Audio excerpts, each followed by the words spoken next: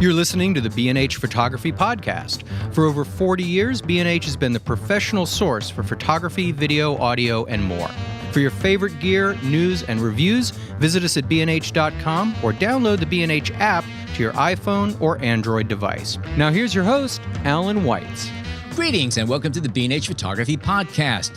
Today, we're going to be welcoming two photographers, Ashley Stohl and Craig Semetko. Ashley and Craig happen to be friends, but their distinctive work is linked because they both also happen to be shooting with Leica M camera systems. We're grateful not only that they have joined us on this episode to talk about their work, but equally grateful because they've both agreed to be judges in the B&H Photography Podcast Leica Photo Challenge. We're going to get to their intros in a second, but first, we want to be sure that our listeners check the link in today's show notes and submit photos for a chance to win a brand new Leica Q2. You know which camera we're talking about. 47 megapixels full frame sensor, a 28 millimeter f1.7 Summilux aspheric lens. Good luck. We're going to remind you again at the end of the show. Okay, now, our first guest is Craig Semetko. Craig splits his time between Chicago and Los Angeles, but a quick glance at his work makes it clear he's been around the block and beyond. His first book, Unposed, published in 2010 with a foreword by Elliot Erwitt, was a resounding success, and it was followed by India Unposed in 2014.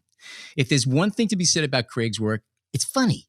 It's sly, ironic, absurd. All these words come to mind when you see moments he captures. As Elliot Erwitt said, Craig is the essential photographer. That is, the one who sees what others could not have seen. Welcome, Craig. Thanks for joining us. Hello, Alan. It's a pleasure to be here. Thanks. Terrific. Now, let me start off with first question. You came from a writing and performing background, and maybe you could walk us down the path you took from getting from these silly avocations like performing arts and scribbling words to the art and craft of photography. Yes. You like that, huh? I love that, yes.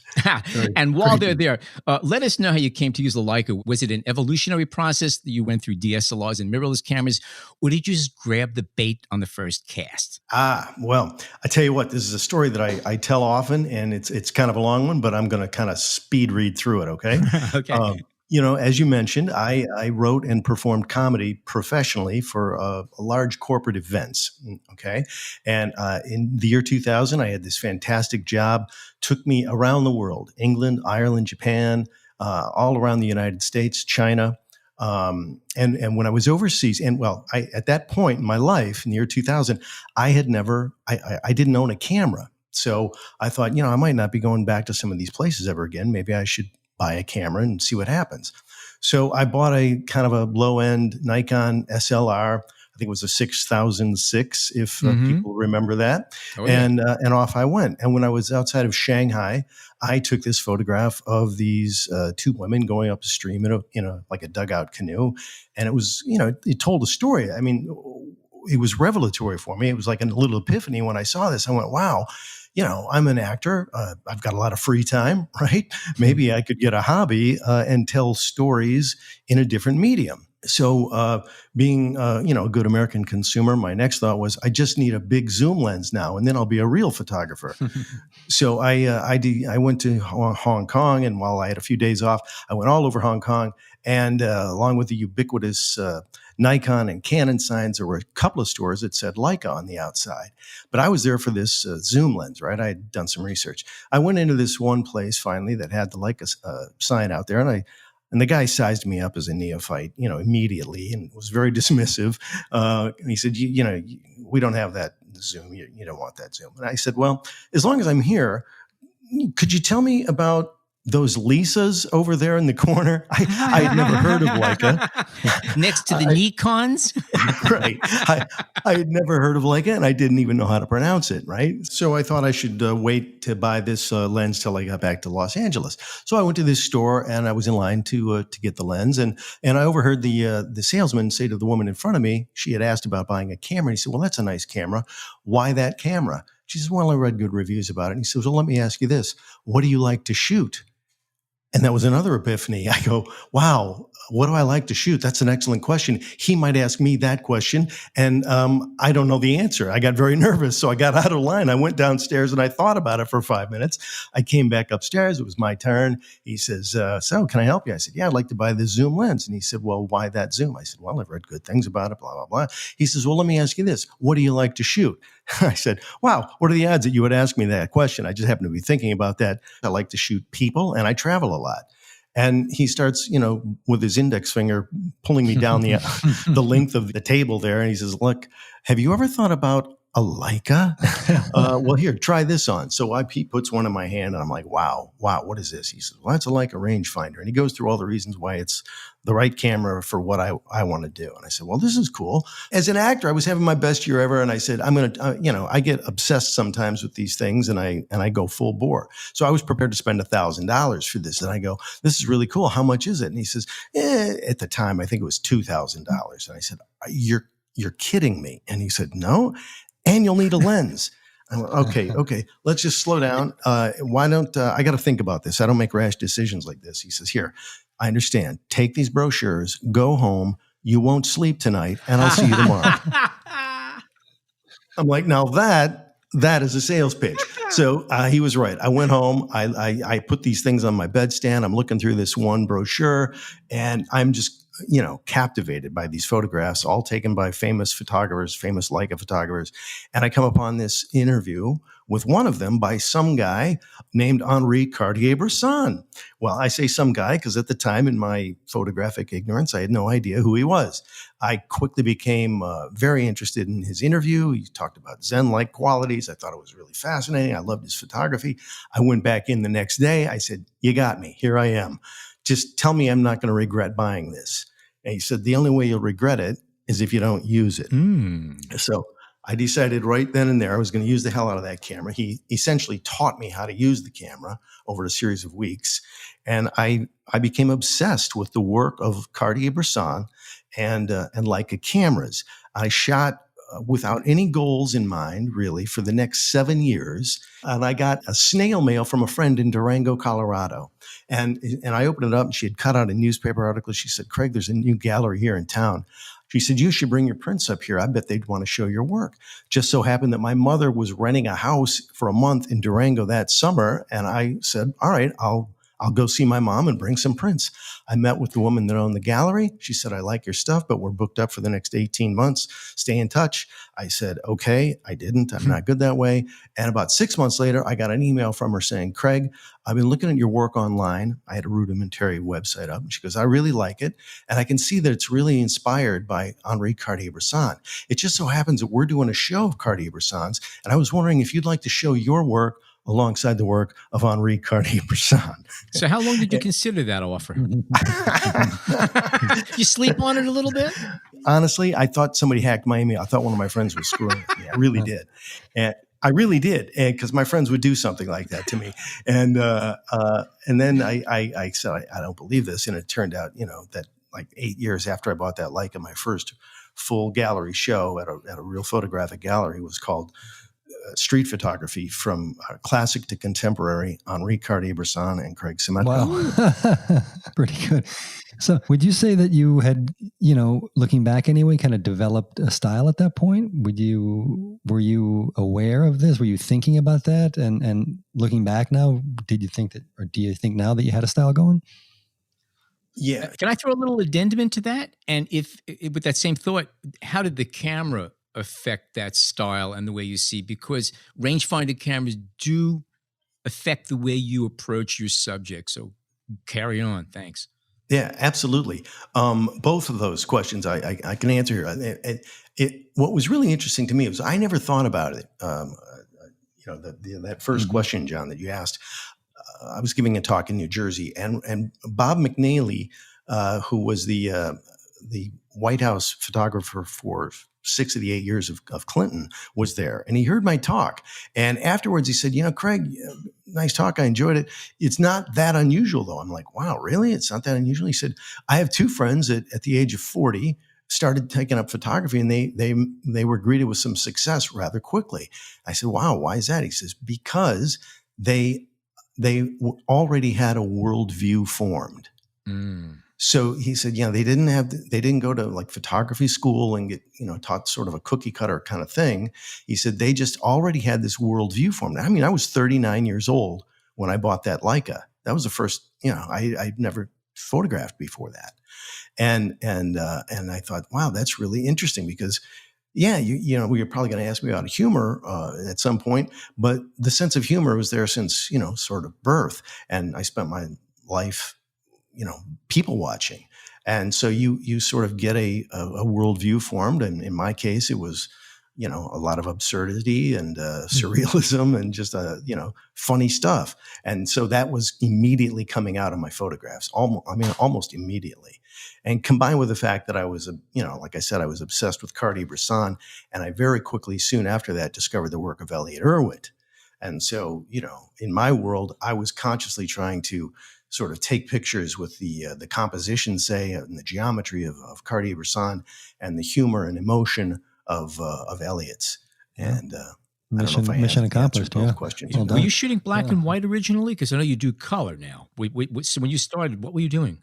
When I said I became obsessed with Cartier-Bresson, I totally emulated the guy. I traveled as much as I could. I used a 35 and a 50 millimeter lens all the time, but he also shot black and white and Tri-X. And, from when I was a kid, I can remember, magazines and libraries, and I'd look at these old, go through the old files and find these Life magazines and all these photographs in black and white. They just captivated me. So that was why that's why I went with black and white. All the guys that I was emulating shot black and white. Let me ask a question about starting out. Did you have any trepidation? Were you shy about bringing the camera up to your eye? Because that's a whole other kind of engagement. I mean, a lot of people who are maybe gregarious in life, when they put a camera to their face and they realize people know they're taking pictures, they draw back. Did that ever affect you? Yeah, in fact, it still does occasionally, depending on the situation. But I try to be, as sneaky as possible about it.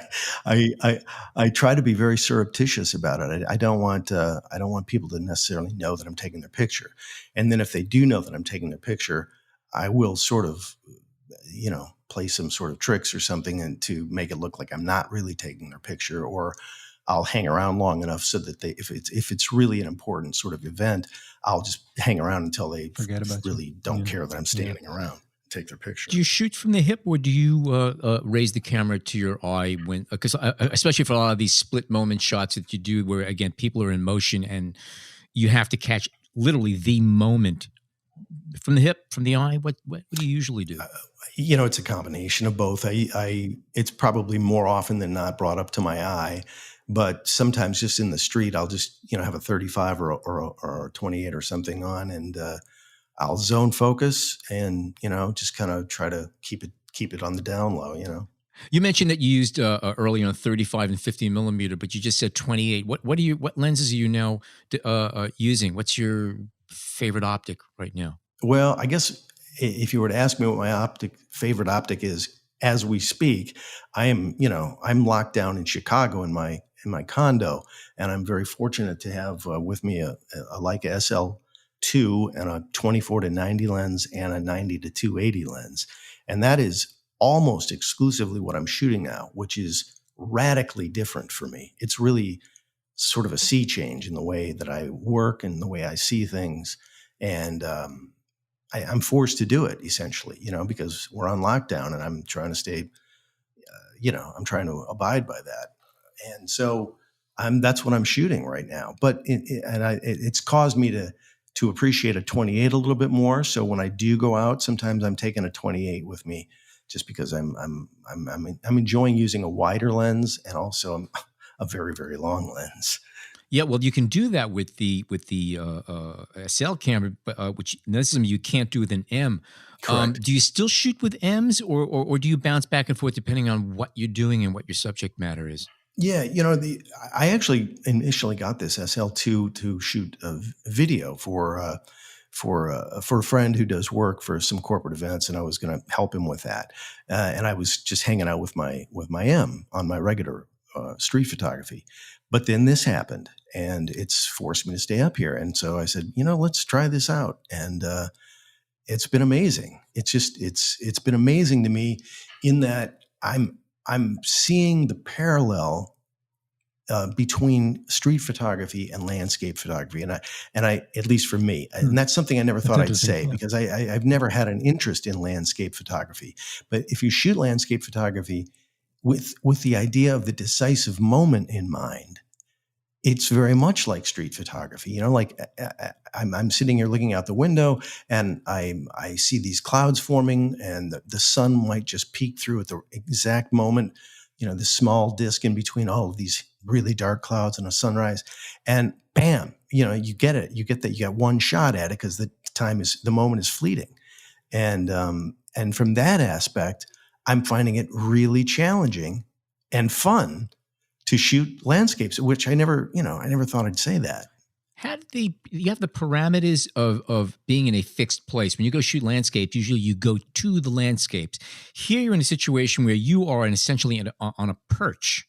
You're looks like about what, 8 to 10 floors up. You're elevated for sure. Man. And that's good. 8 did floors. I get it? Yeah, 8 floors, exactly. Good. That's unbelievable. Wow, amazing. Okay, all right, 2 points for Al. Mad skills. But now you have this fixed vantage point, and again, you could see just so far depending on how close you get to the window and how far left and right, up and down you can go.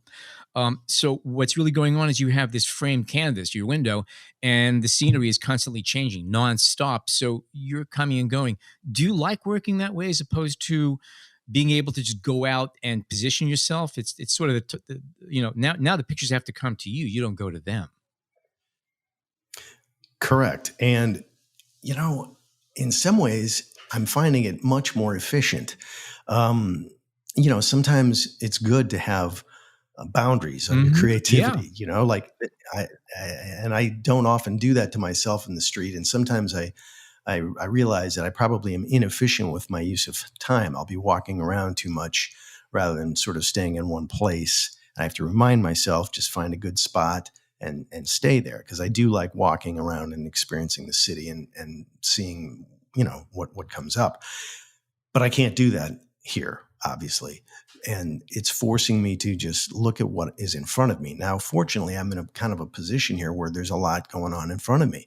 But I'm amazed that every day, you know, virtually something new that might not have occurred to me is happening. I mean, we talked a little bit earlier. You saw that there's on my website now, I've got one of these photographs. There's an upside down car on Lakeshore Drive that, you know, this guy got in a wreck and the car was upside down. And I'm in a turn in Lakeshore Drive here where every time it rains, it's like clockwork. You can hear the crash, and it's a sickening sound. I know you know what I'm talking about, that sound of metal and glass and crashing into each other.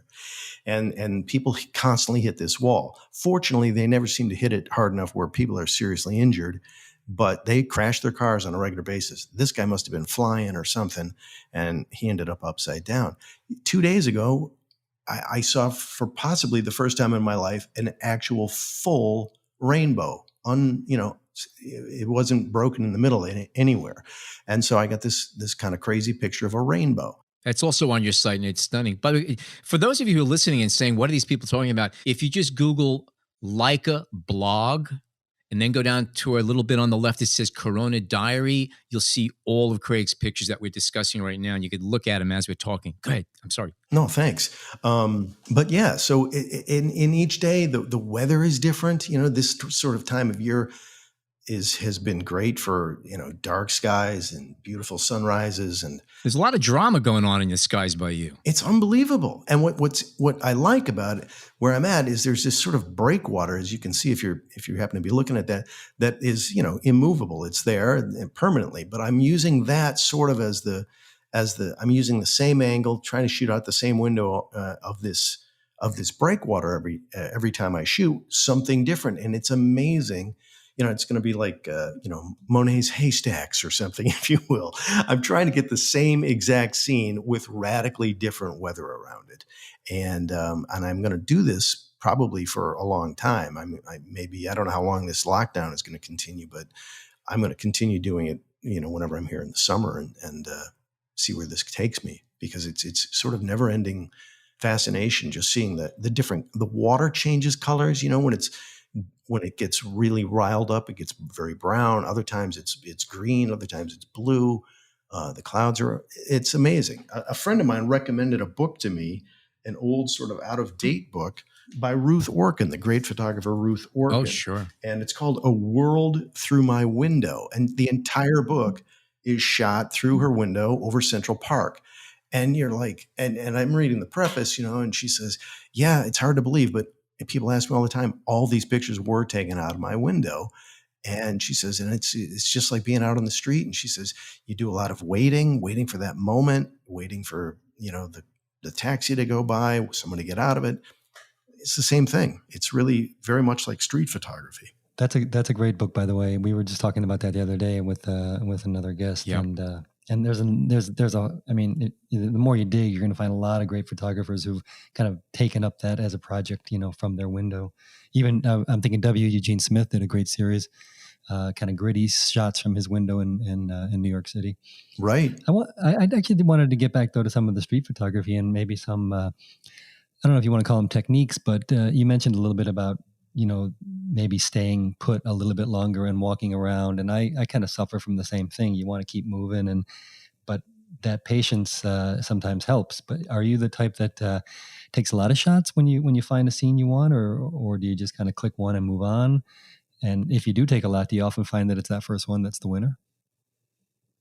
Well, excellent question. And it's just both. I have examples where I have, examples in that first book, for instance, where I had one chance to get the shot, and literally it was fleeting. I only had a split second to get it. I got it, and it ended up in the book. And then on the other hand, I might see, oh wow, this is a great background. I'm going to sit here and wait and see if something develops in front of me, because for me, people. Well, here I am telling you how great I'm liking landscapes, but for me in general, I really want people in the photograph to bring some dynamism to it. That's what interests me. So when I'm out in the street, I won't settle for just a great background. I want a good foreground as well, and I'll wait, as long as it takes. And sometimes it comes quickly, sometimes it never comes, and you move on. This is a tough question, and I don't even know where to begin a little bit. But how do you?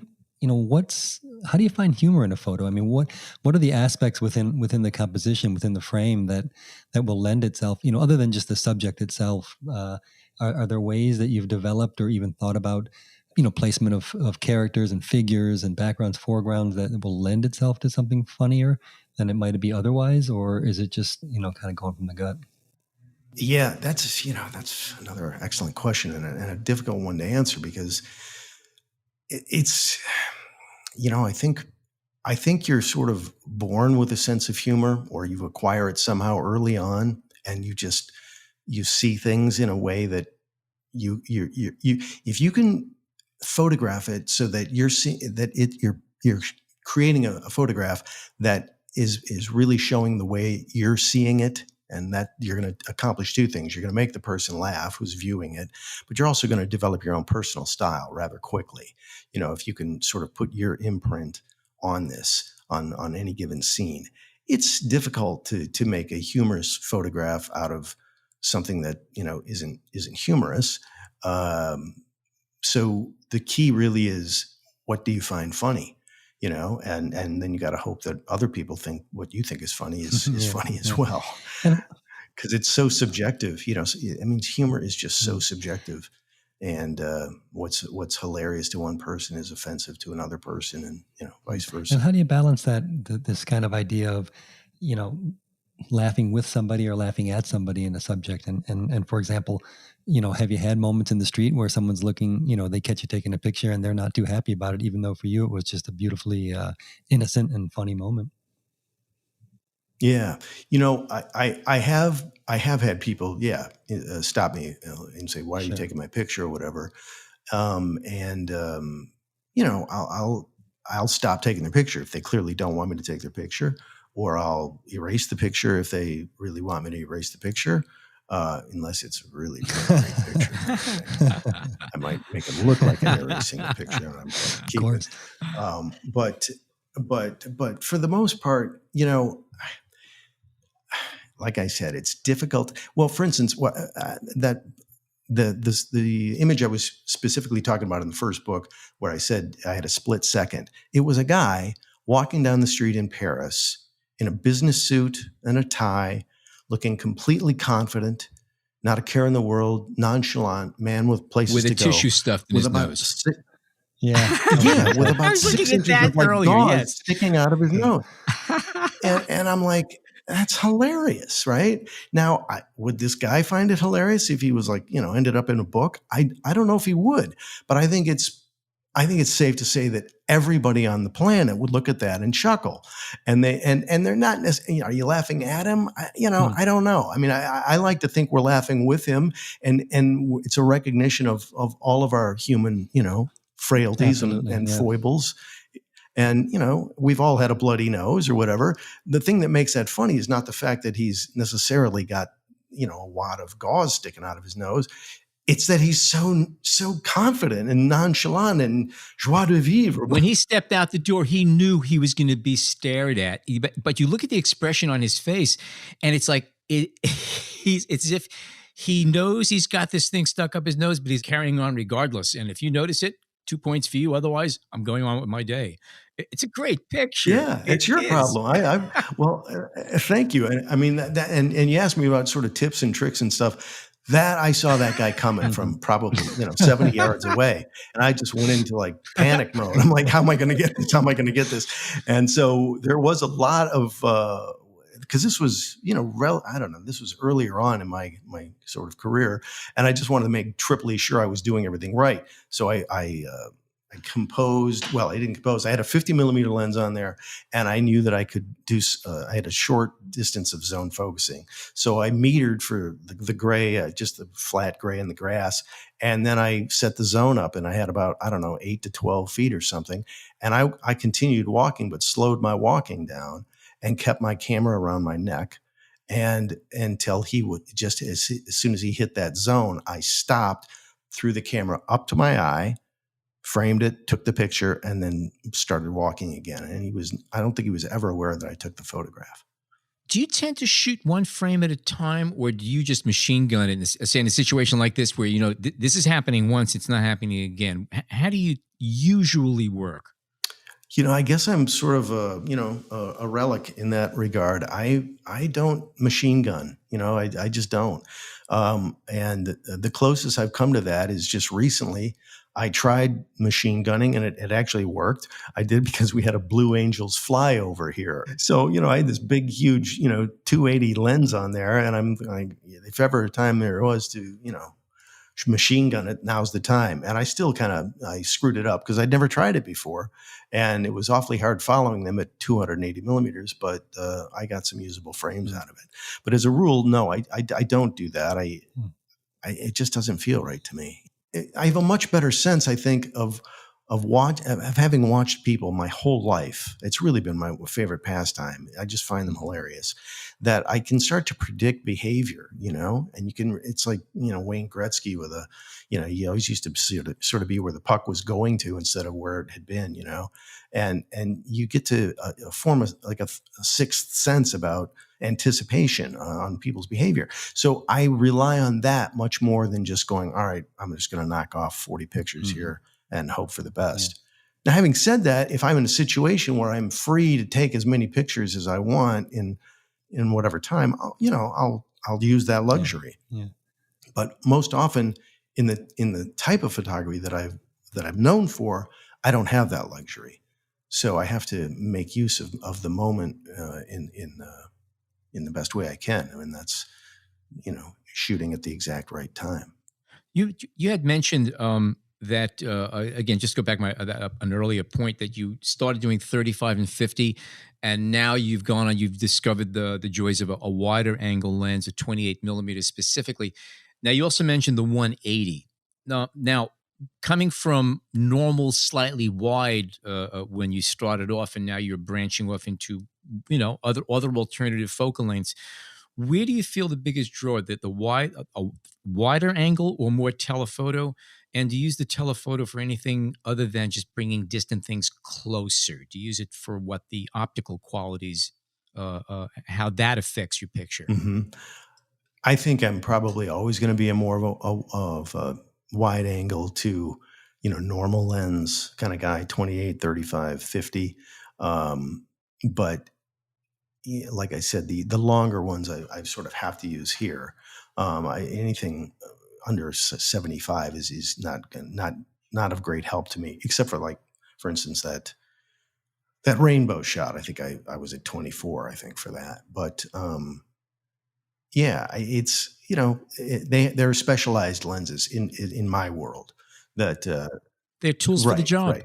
If you need them, you got them. And I'm very fortunate to have an example of both of them at this particular time, because they're doing the job, man. They're really great tools. Craig, I had read that you're working on, I guess, what might be your third book, or at least it's a long-term project on, and then this, I'm using finger quotes here, America, because that's obviously a huge subject and something that, a lot of great photographers have covered. How's that going, and what's the what's the plan going forward with that?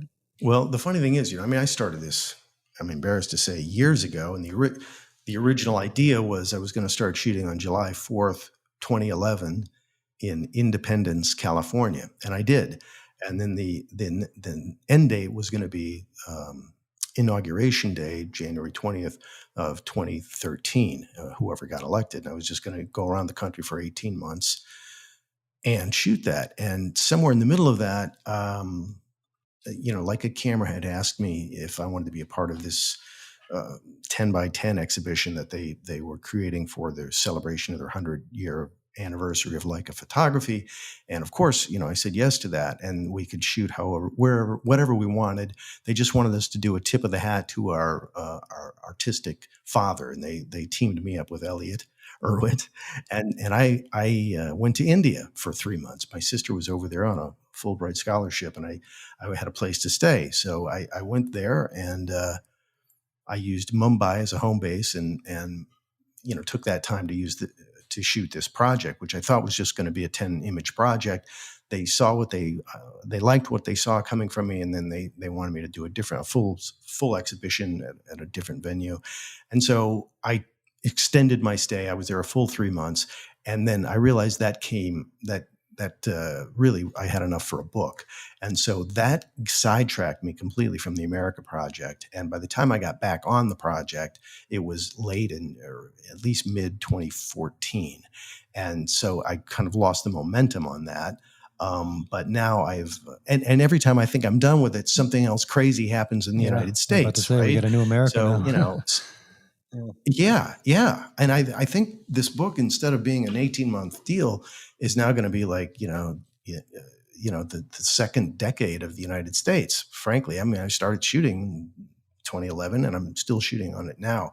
But the shooting process is really kind of wrapped up. I've now got, a lot of prints on my wall, and they've been sequenced once and sequenced twice. And I'm just trying to get comfortable with the sequence. And then I'm going to go hunt for a publisher. And I think I had a publisher for my first book, Tenois Publishing. Second book I did on my own, but with the help of some extraordinarily talented people. That the book actually won an award for best art book of 2015 by the Printers of America. That's the Unposed India. Correct. Yeah, they did a wonderful job printing that book. You could pull out a picture and pull out a page from that, put it behind glass, and it looks like a silver gel in print. So that was great, but I spent a year being, a book salesman and fulfilling orders and stuff. And so I want to go back to a publisher. And regarding this, and this is we could probably do a whole episode on this question, but are you looking to form a theme specifically, as you're sequencing and editing? Is there a comment that you want to make, or are you kind of letting the pictures speak to you and then in turn speak to the viewer, and maybe let them determine their own version of America? Also, are you doing your own editing, or are you having other people, riding shotgun with you?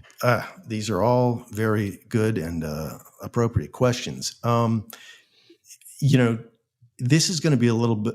This book's going to be definitely an edgier book. It's not going to be. There's funny pictures in it, but there's also other stuff that's I don't know if shocking is the word. That might be too much, but edgy, some edgy stuff in there. And I feel that I'm definitely trying to, I'm trying to say something with this book. This is not just a photograph thrown up for the fun of a photograph or whatever. I'm trying to send a message. Interestingly enough, I was supposed to be doing an exhibition of the work in July at the Leica Gallery in Boston. With the COVID situation, we're sort of playing it by ear right now. But Annabelle Vasquez, the curator there, has suggested that I write captions for this. And I've done that only once before at an exhibition. It was very well received, but I've always been one to avoid captions. I want the image to speak for itself, and I think that these images in aggregate, when you see them all at once, you'll get the idea of where I'm coming from. But I probably for the exhibition at least, I will probably do captions, and who knows, maybe they'll end up in the book. Second part of your question is, I've had some great help from Elizabeth Avedon in editing the book, and she's done a wonderful job, and I'm just now trying to put my final signature on it. So. Did you find that your choices and her choices were different, or was there enough overlap? There's a great deal of overlap, but there's also, she picked some that wouldn't have occurred to me to put in, and she left out some that I really would want in. So, it's going to. And you were okay with that? Because at some point you got to let go of your ego, and it's a very difficult thing to do when it comes to your pictures and people telling you what they think is better than what you think. You just took her word for it and just ran with it? Because there really is no right or wrong. And that's what one discovers. And I'm forever grateful to Elizabeth for helping me with this. She's been phenomenal. And, I don't think our collaboration is over by any means.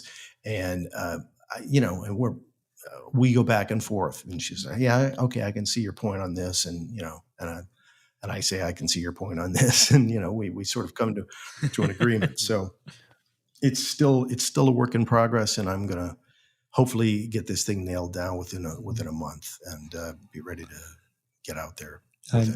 She's really looking forward to it. I hear what you're saying about maybe taking a different tack in terms of less humor and more of an edge. But I just wanted to say, it's not easy to consistently take photos that have a sense of humor, and kind of walk that line between something that's just like silly, funny, or poignant. And you have so many photos that do it. I just wanted to put that out there to your credit. I think it's really, I think a lot of us try to get that, and it's not that easy, at least consistently to do it. I greatly appreciate what you just said. And you're right. It's harder than hell, quite frankly, to get Elliot was wonderful when what he wrote in that book, but he wrote a long paragraph about, images found in nature, unposed, not manipulated, and funny is he called it a minor miracle. That's a great quote. Yeah, absolutely. Yeah. And I was humbled tremendously by it, but then I know how hard it is, because that book was literally 10 years of photographing. There's only like 53 pictures or something in it. But most of them are amusing. So maybe we can use that to springboard to a little question about the contest. And we don't know what kind of photos we're going to get submitted, or we've seen some already when this is aired. But what do you think you're going to look for when you're talking a photo that is going to reflect, the times that we're in? Well, I think that no matter what kind of image you're shooting, whether it's a landscape or street photography, funny, poignant, tragic, war, whatever, I think that there's a wonderful acronym that you can go by, and that's DIET. And there's a video that was done by COOPH, COOPH, these folks, Cooperative for Photography. Straps and all that stuff. Yeah, great folks, and I work with them on a lot of things. And they did a video of me talking about this concept called the photographer's diet. And D stands for design, I stands for information, E for emotion, and T for timing. It's when you take a photograph, it's very easy to get one or two of those in an image. It's much harder to get 3. And if you get all 4, you've got a real winner. So in general, I think that's a great guideline to be judging your other work and also your own work. Does this thing have a sense of design? Does it have a sense of context? Do I have an idea of where this is taking place, or in what context is it taking place? Does it create emotion? Is there emotion either in the photograph itself that evokes something in me, or does it make me laugh or get emotionally upset or whatever? And the timing is really sort of tied in with all the others as well, because the timing can be light, the exact right light, the exact right moment, the decisive moment. And I think that's a great way to judge. And that's how I'll be judging the photographs. You can often tell a great photograph when you go, wow, when you see it, right? But then you deconstruct it, and you're absolutely going to find at least 2 or 3 of those, what I just mentioned, in that photograph. I mean, you said, wow. So there's some sort of emotional impact that you had. So, emotion's covered. Timing is more than likely covered. Context is probably covered, and may or may not have design in there. But Cartier-Bresson said a great photograph has to have a sense of geometry. And I try to remember that when I shoot. Yeah. Something I think that's also important to keep in mind for those our listeners who are planning to enter and maybe want to start thinking about photographs. And when you do turn your stuff in, keep something in mind that this diet that Craig was just mentioning is really good criteria, because quite often, and this is something we're all guilty of, is that we take a picture that we had to go through a lot to get, and it's amazing that we were able to get the picture, that it came out, that it was sharp, and that alone is exhilarating. The picture itself, to somebody who doesn't know the background story, it might just be a dull picture. So don't get confused about, wow, I actually got this picture, to this is a good picture. Yeah. Because sometimes the background story it's in your head, but the viewer doesn't get that. And when you submit, when you look at, be objective, not subjective. Look at the pictures and say, would I look at this picture? Would I stop in my tracks if this came up?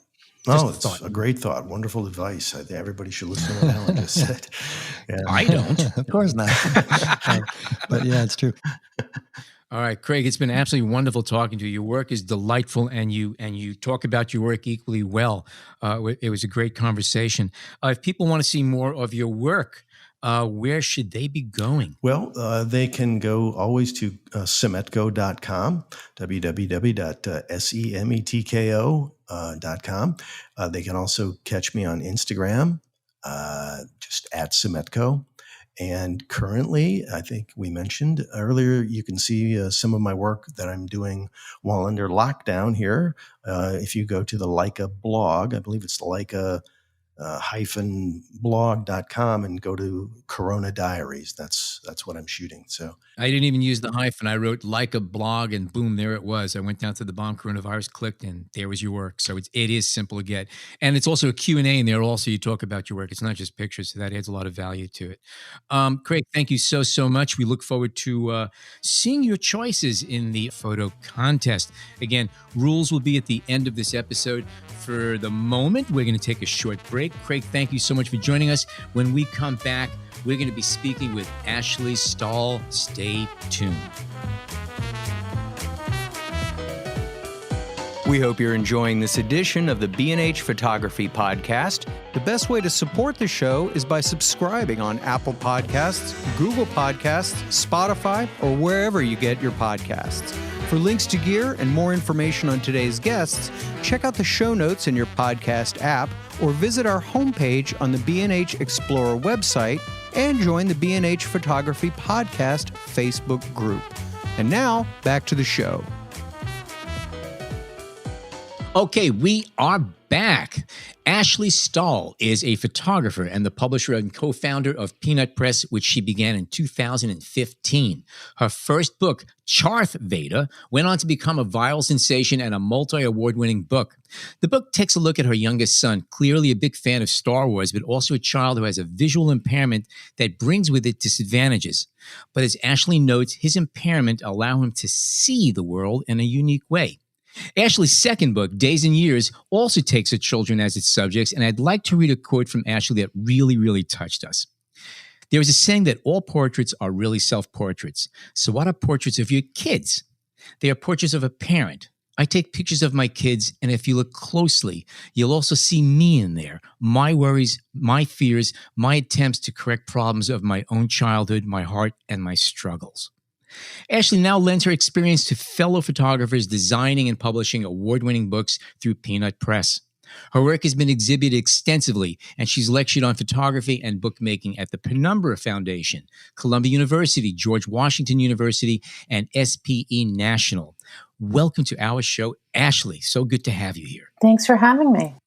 Much of your work focuses on the intimacy of your family. You're almost the ideal photographer to be judging our current Leica Photo Challenge, which is all about photographing life during the shutdown. So let's start with that question. What have you been doing during the quarantine? How have you been shooting? Is it changed the way you're interpreting your family? Or just bring us up to speed. What's happening? Well, we have been locked down. I think we're on day 80-something. Like a lot of parents, I feel like I'm running a school out of my house. And this was not the way my daughter expected to finish her freshman year of college. Oh, wow. From her parents' house, from her bed. We are just trying to keep everyone's spirits up and feeling good and hanging around the house and keeping it interesting. And are you photographing? I am. A lot of people have talked about, like, at the beginning of this, there was this kind of movement of, get stuff done, be productive. And then I think that's turned into, like, take care of your mental health. Don't put pressure on yourself. Take a breath. Yeah, take a breath. If you can't, there are days I can't take pictures and there are days I do. It is what it is. It's all fine. But I love seeing that there's so much more work coming out from people who don't normally photograph their families, or, if they do, not really considering it part of their art. And I love seeing people sharing more of their daily lives and more about their families. I love personal work like that. Here's a question for you. You came to photography after working in the sciences and in web design. What was your path? Because it's funny how many photographers we speak to on the show that come from industries that, seem to be reliable and sensible, and they become photographers, which of course is the most illogical thing you want to do for a living. But what was your path? What took you from A to B? It's weird. It's like there were two separate paths entirely. I come from a family of sort of amateur photographers. Spent my childhood looking at our family photo albums. My uncle, who took a lot of our family pictures, built a darkroom when he was young. I've always loved photography, but that's not it wasn't a thing I was going to do with my life. Then I had kids, and my husband and I agreed, that I would stay at home and raise the kids. And it's really hard to go from having a full-time job to staying at home with kids. It's hard to stay at home with kids in general. So then it was kind of trying to find ways to amuse myself. And I started photographing them and learning more about photography, trying to educate myself, taking workshops. And I started going out at some point photographing skateboarding in Venice. And what was fun about that was that I would drop the kids off at school, and it felt like such an escape from my mom life, which is kind of about serving other people, taking care of other people. It was fun to go and hang out with a totally different crew, do something completely different, and then come back and pick up the kids and go home and continue my life. Did you were shooting with your kids at that point too, when you would come home and kind of take them as your subjects? I think I learned how to be a photographer by shooting anything but my family. And then I was able to come back and photograph my family in a way that felt like my photography and not just family snapshots. Right. Absolutely. Somewhere there's a line for me, and I don't even know how to describe it, but there are pictures you take as a parent, in front of the classroom with the teacher on the last day of school, or kids opening presents, or whatever. And then there are photographs that speak to a little more of that people relate to, that are kind of universal about parenting and childhood. Absolutely. And is this one of the things that you can kind of tell, how do I say this, as you're taking it, before you're taking it, or do you need to kind of, I mean, I get the idea totally when you're talking about taking the pictures of kids opening the presents and the things that everybody photographs. But how do you, let's say there's something that's in between, how do you balance that? How do you draw the line and say, you know what, this is part of my work and this is just something I'll put, to show the kids when they're 20? I think it's just instinct. I only like to show photographs that I think are great quality photographs that I would put in a book.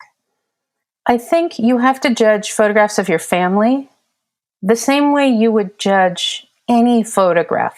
I think you do have to be objective about it. And it's helped me a lot to have someone that edits my work, who is my business partner, David Carroll, has a great eye for this, knows my family, knows what I'm trying to say.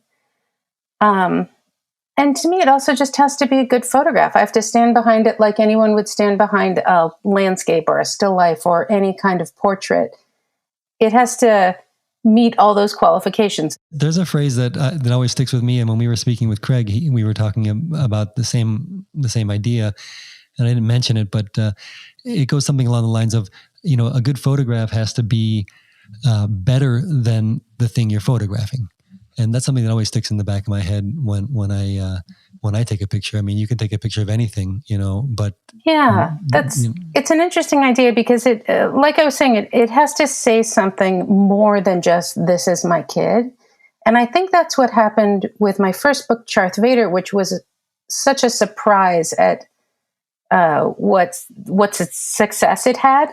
It was written up, it sold out in 2 weeks. It really, I had no idea this would happen, but I think there was something universal in the work and something, even if you don't have a kid with a disability, something about the frustrations of being a child and having no control over your life. I think a lot of people related to that. So I'm not paying attention to that when I'm shooting. I'm just shooting. I'm not that calculated of a photographer. So I take pictures when I see them and I sort them out later. And are your kids kind of part of the collaboration process? Do they? Yeah, they really have to be, because as much as I'd like to get them in their natural state, they're aware they're being photographed. And I don't ever want to take advantage of that privilege that they let me do that. I have one son who really doesn't like to be photographed, and I'm as respectful of that as a mom can be. So a lot of people think I actually only have 2 kids, but I have 3. Mystery child. Yeah. And my 2 boys look a lot alike. They're, 5 years apart, but they look alike. So everybody just thinks they're Sarah and Charlie, but there's also Jake. You think this is going to come back to bite you about one day? It says, how come you never took pictures of me, Mom? You always favored my siblings.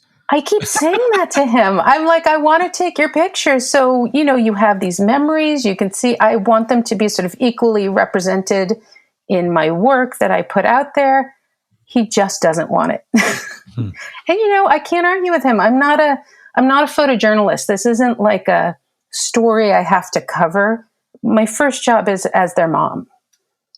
And so I try to be as respectful as I can all the time. There was one time when Charlie was really young and he had a bloody nose. So this is my youngest. He had a bloody nose and the bathroom just looked like a murder scene.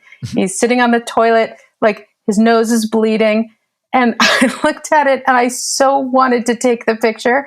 And I said, okay, Charlie, I'm only going to ask you once and you get to say no. Can I take this picture? And he just screamed, no. And I put the camera down. But it was good. It was a good one. I thought you were going to say, no, I pushed that shutter in. I was going to let this one get away. Nope.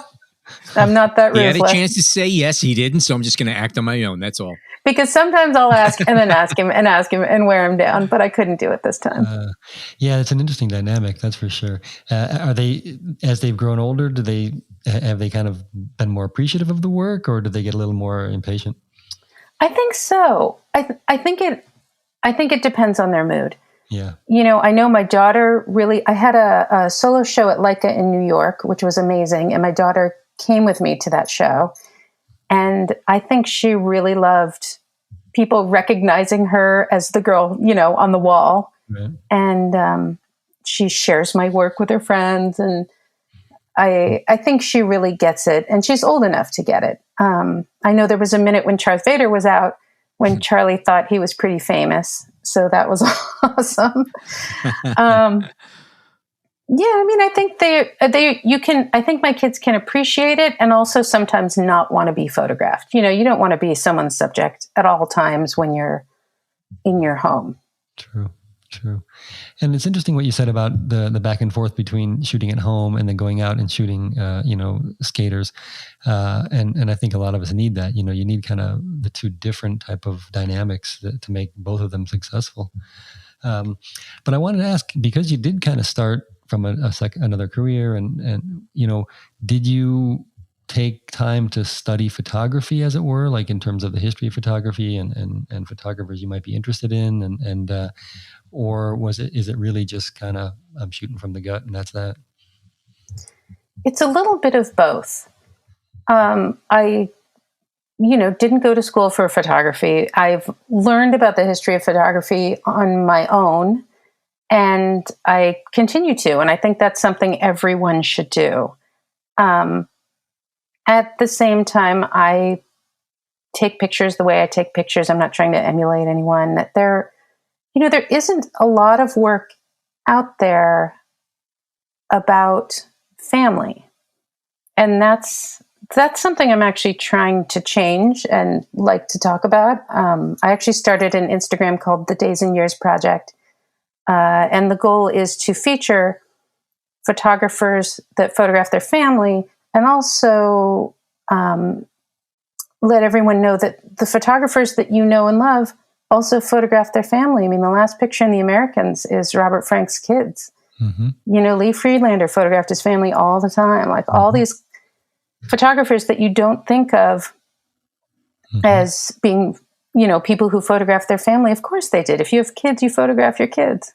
I read that, and I think that's just an incredibly good point. And you're right. You look through the body of work of all the greats, and their families in there, or their spouse or their significant other. Yeah, it's just you can't escape it, really. And I think and I love that project. I'm going to actually hashtag a few of my photos now with that. Great. Yeah. Great. How'd you get to Leica then? Because did you kind of go through all the other systems that people tend to do before they get to the best? And I don't shoot Leica. Alan, you can jump in because I know you do. But no, it is the best. You're allowed to say that. Yeah, okay. So talk to us about how you and also, as Alan may add, how does shooting with Leica affect the way you approach your subject, in this case your kids? Well, the thing for me is the camera shouldn't get in the way of taking a picture. Mm-hmm. So I like to shoot film. I've started more recently to shoot both. So I use mostly an M6 for film and Leica Q for digital, which is great because that has really let me get a lot more pictures that I would miss with film. If we're in the house, if it's dark, kids are always moving fast. The digital has really helped me have another mode. In the quarantine, I've been shooting digital because I don't want to go drop off film and wait for it to come back. I kind of want to see what I'm getting. But I got my first Leica, an M6, about the time I started shooting Darth Vader. So all of that book is shot with either, I think it's all with an M6 and maybe 24 millimeter lens, 24 or 28. Were you using mirrorless or DSLR cameras prior to this? Before you first? Yeah, I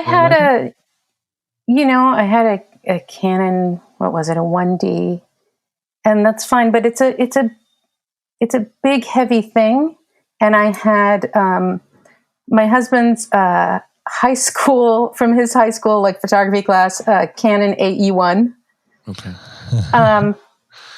And when I got the Leica, it's just so simple. It's, you don't have to worry about film speed because that's your film.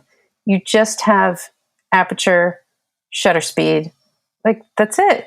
it's simple. There's no menus to get in the way. There's nothing.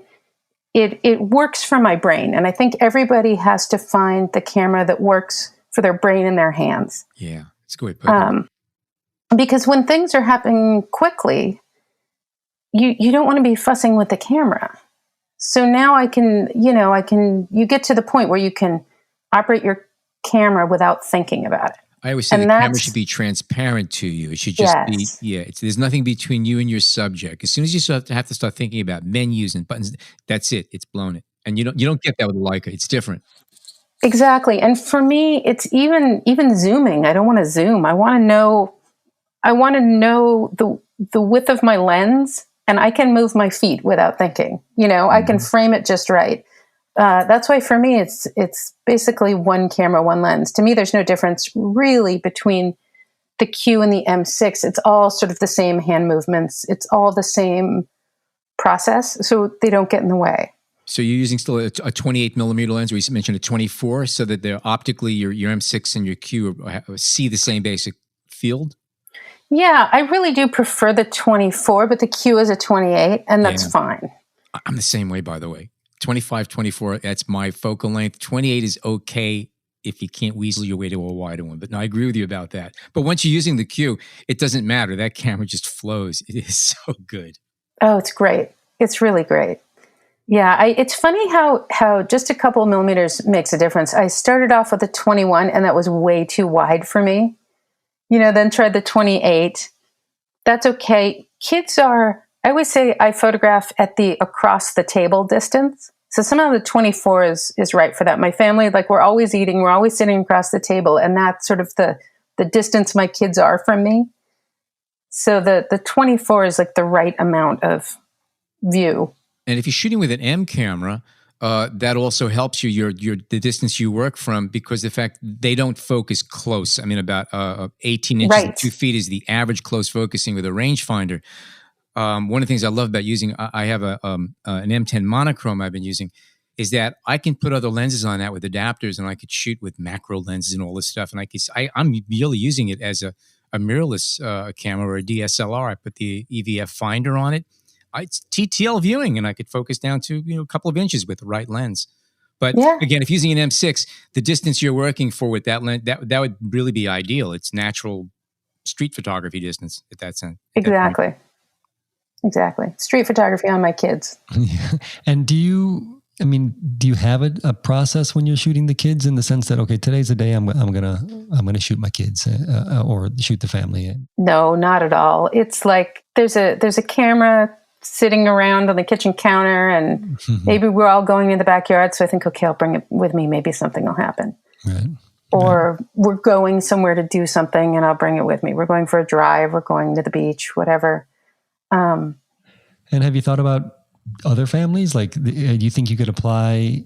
I mean, based on what you said, it'd be hard to see, but would you think you could, or would you even want to, shoot another family or immerse yourself in kind of an intimate group and take it from there? Or it's really not? I don't know. I think that could be really hard. It's such a personal, emotional project for me that it's hard to extrapolate that to someone else's family.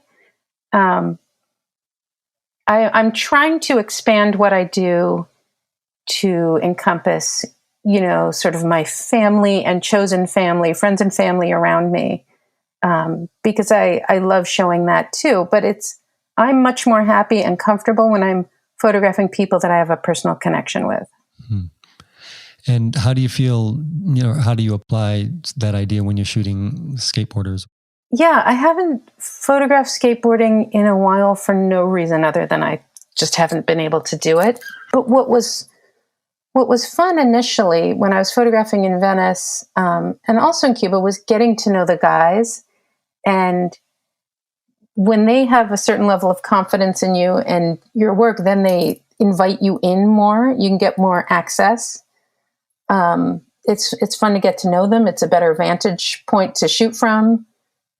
So going on these trips to Cuba was really fun to get, I was driving carpool last week, and now I'm in Cuba running after skateboarders. it's a great switch up for life. Yeah, absolutely. Absolutely. I want to ask a question about the contest that's coming up, and maybe get your thoughts on again what you're shooting, or how maybe what you're shooting is different during the quarantine, and what what you would like to see in terms of the photos that are submitted, and what you may think is interesting to you, or quote unquote a good photo. Well, that's a good question. Kind of a two-parter.